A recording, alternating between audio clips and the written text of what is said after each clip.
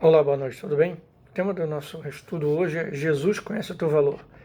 Eu vou falar sobre dois textos que tem lá em Mateus 10, do 1 ao 17, que fala quando Jesus comissiona os seus discípulos a irem no seu nome pregar o evangelho, expulsar demônio, curar enfermos, no nome de Jesus. E lá em Lucas 9, que fala sobre a multiplicação dos pães e peixes. Então, nós vamos ver nesses dois textos que Jesus já conhecia tudo, já sabia de toda a situação, mas vamos ver aqui lá que é a primeira vez que Jesus capacita os seus discípulos a representar por atos e palavras. Então, ele falou, deu-lhes o poder, eu dou-lhes o poder de fazer isso. E logo em seguida, Jesus recebe a notícia da morte do seu primo e precursor, que é João Batista. É uma tristeza para ele.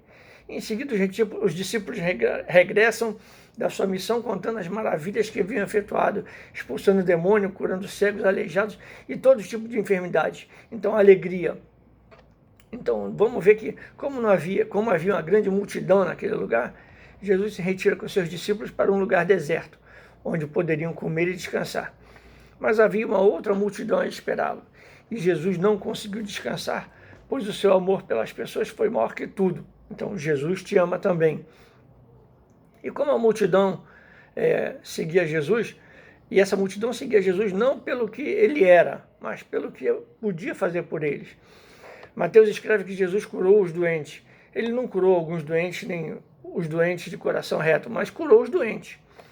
Muitas dessas pessoas curadas nem agradeceram a Jesus pela cura.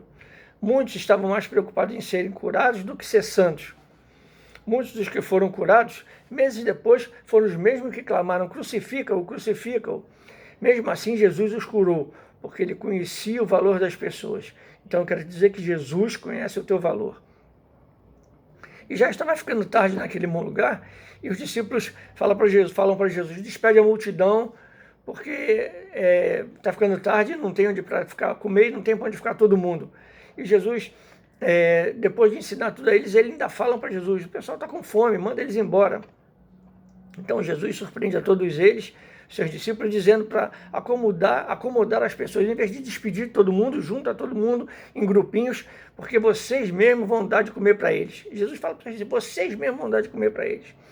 Então eu gostaria de estar naquele momento e naquele lugar para ver a cara que os discípulos fizeram quando ouviram a resposta de Jesus, porque vocês mesmos vão dar de comer para eles. Então naquele instante, Jesus estava testando seus discípulos, não para mostrar o que eles não podiam fazer, mas para demonstrar o que eles eram capazes de fazer.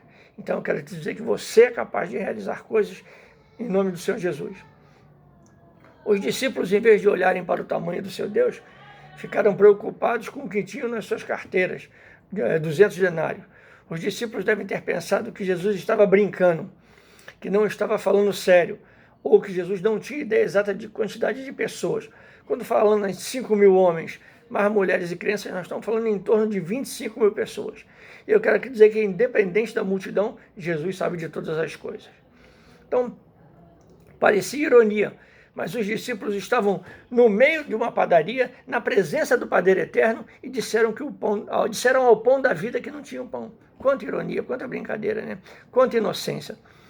Ao invés de se irritar com seus discípulos, Jesus pergunta, quantos pães você tem? Os discípulos lhe trouxeram a refeição de um garoto, 5 pães e 2 peixinhos. Um lanche, que dentro de poucos instantes iria se tornar um banquete em toda aquela meia circunstância. Jesus ainda encontrou tempo para agradecer ao Pai. E todos foram alimentados e ainda sobraram 12 cestos. O garoto veio com um cestinho com 5 pães e 2 peixes e voltou com 12 cestos para casa. Então nunca desista, isso eu quero deixar para você. Então vamos lá, resumindo o dia de Jesus. O dia de Jesus começa assim, tristeza intensa, a morte de um amigo e parente querido, João Batista. Ameaça iminente de morte, porque o nome de Jesus era o próximo da lista. Alegria, regressa ao lar com seus seguidores cheios de novidades. Grandes multidões, um rio de pessoas o seguiam por onde quer que ele fosse. Inconveniência, ele buscava descanso e só encontrava pessoas. Exigências, milhares e milhares clamavam pelo seu toque. Assistência nula. A única vez que pediu, obteve dezenas de pressão. Como? O Senhor está pedindo demais. Nunca se esqueça que Jesus sabe como você se sente. Se você está na mira de ser demitido do seu trabalho, Jesus sabe como você se sente. Se você tem coisas para fazer e acha que está além das suas forças, Jesus também sabe como você se sente. Se você tem filhos que não te obedecem, Jesus sabe como você se sente. Se as pessoas querem receber de você mais do que tem para te dar, Jesus também sabe como você se sente. Se você tem uma doença incurável, Jesus é o médico dos médicos. E se você se acha um lixo, Jesus quer transformar você num luxo. Se muitos dizem que para você não tem mais jeito, a última palavra é sempre do Senhor.